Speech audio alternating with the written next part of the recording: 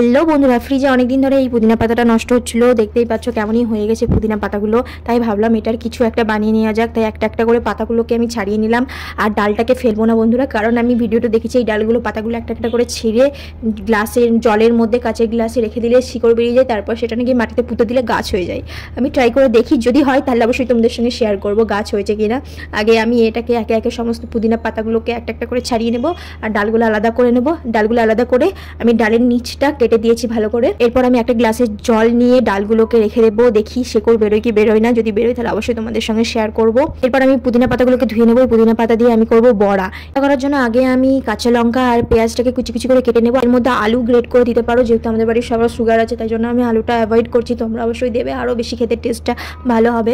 দেখো বন্ধুরা, পেঁয়াজ লঙ্কাগুলো আমার কাটা হয়ে গেছে আর পুদিনা পাতাটা আমি ধুয়ে নিয়েছি। এরপর আমি এর মধ্যে কাঁচা লঙ্কা আর পেঁয়াজ কুচি দিয়ে দেবো। এর মধ্যে আমি বেসন, লবণ, হলুদ, তারপরে কালো জিরে সমস্ত কিছু স্বাদ মতো দিয়ে দেবো। দেওয়ার পর আমি ভালো করে আগে এটাকে মেখে নেবো। মেখে নেবার পর আমি কড়াইয়ে দিয়ে দিয়েছি সর্ষের তেল, যেহেতু আমরা সাদা তেল খাই না, আমরা অ্যাভয়েড করি, তাই আমরা সর্ষের তেলেই বড়াটা ভাজবো। তোমরা চাইলে সাদা তেলেই ভাজতে পারো। আমি একে একে পেঁয়াজের মতো করে নিয়ে আমি এটাকে তেলে ছেড়ে দেবো।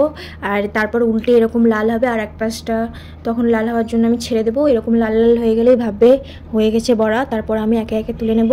আর এই দেখো বন্ধুরা, আমার পুদিনা পাতার বড়া একদম রেডি হয়ে গেছে। তো তোমরাও ট্রাই করে দেখবে। এটা তো গরম গরম চায়ের সঙ্গে জাস্ট জমে যাবে। এখন যেহেতু গরমকাল, না খাওয়াই ভালো, শীতের দিনে জমে যাবে পুরো। আমি বড়াটা খেয়ে দেখি বন্ধুরা, দারুণ হয়েছে খেতে। তো আজকের মতো এটুকুই, দেখার জন্য নেক্সট ব্লগে, টাটা, বাই বাই।